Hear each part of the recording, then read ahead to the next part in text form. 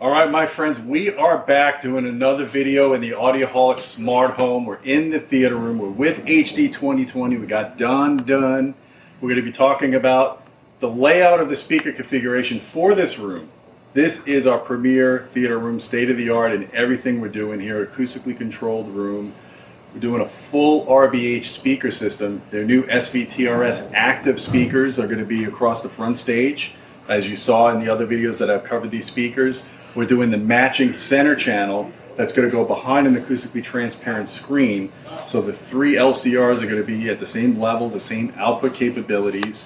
And the cool thing we're doing is the amount of speakers we're putting in here, Don, and the fact that we're going to be able to support future formats when that comes along. We put a lot of cabling in this room. We're using this Belden 1313A 10 gauge high strand count cable throughout this entire room, for the least amount of losses, the least amount of resistance and inductance. So we are wired for now and we are wired for the future. And Don, Don told me we should be putting installation brackets in everywhere we can. It just makes a much cleaner install, right? Absolutely. So why don't you talk about what we did in this room and how you guys set up the sidewalls for me to hang speakers and all this other cool stuff. So in this theater room, we're going to have kind of a unique system.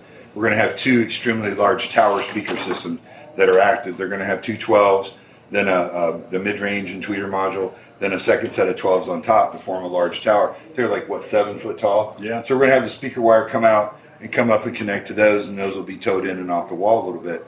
However, instead of doing a traditional screen and doing a center channel on a stand angled up, what we opt to do in this case is we did a frame out here, a 2x6 frame out, if you look at the wall here.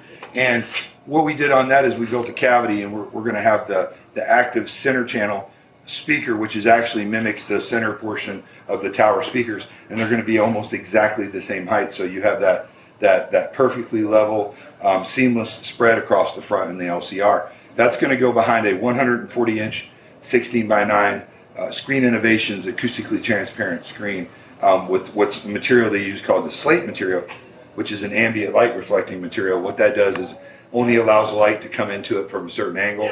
Any ambient light from can lights, other lighting in the room will be reflected away. What that allows you to do is just watch your screen and still have a good quality picture on it. Also, we're doing, this system is a 7.4.6 system. So we've got 3 fronts.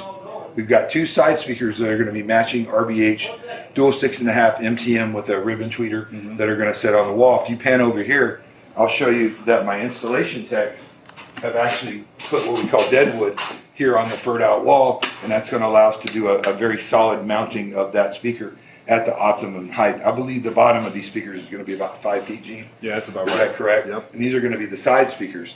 So to save a little bit of space, and also because we could do it, the back surround speakers are a flush mount, and you can see we've got the back boxes in place at the optimum height that they're going to be at, and they actually sonically match these side speakers, and that'll create our first layer or level of surround.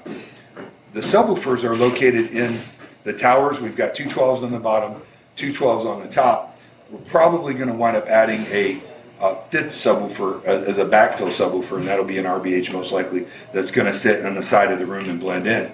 On the ceiling, we have 6.5 inch in-ceiling flagship RBH speakers that are going to support Atmos and can support future surround formats as they come around. So we've got plenty of speakers in here. There's certainly more that you can do with some of the modern surround formats. It's not really necessary. I know a lot of people like to talk about it. So it's hard to set up, and you're just not going to get a big advantage of it, mostly because there's no material recorded in it. So that's kind of why we set this up. Everything has the 10 gauge speaker cable on the first layer.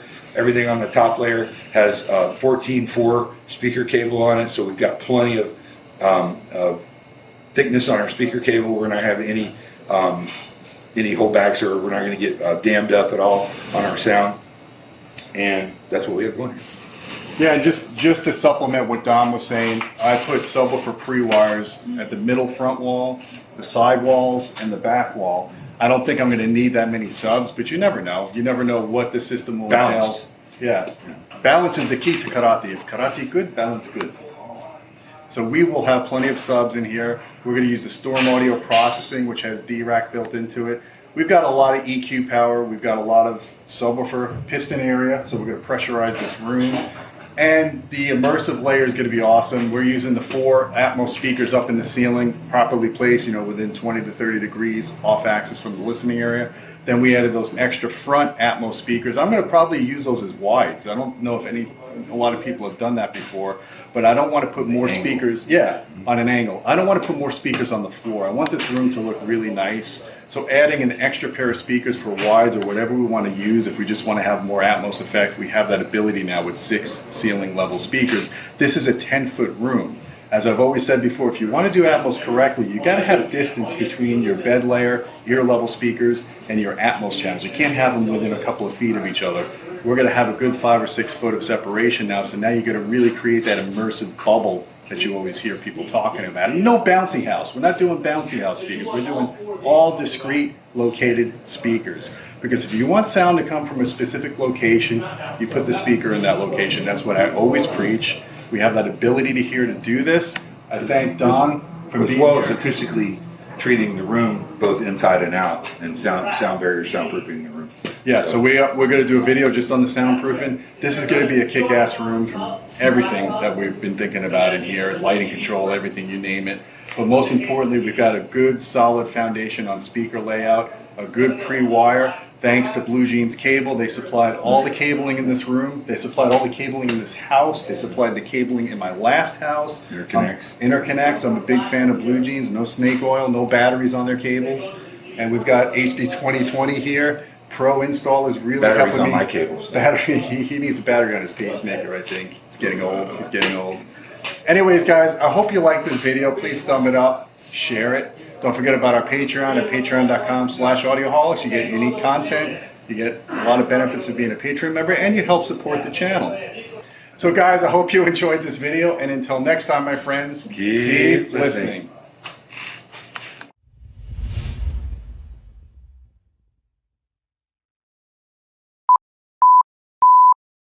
Oh, if you buy Bluejeans cables, if you buy enough of the 10 gauge now, you get driving gloves and one of those little British hats to drive your Ferrari. That's right. Is that true? That's true. Yeah, you'll be an elite at that point. Only if you're 5'4", sorry. And take pictures of yourself with no shirt. Anyways, we're digressing.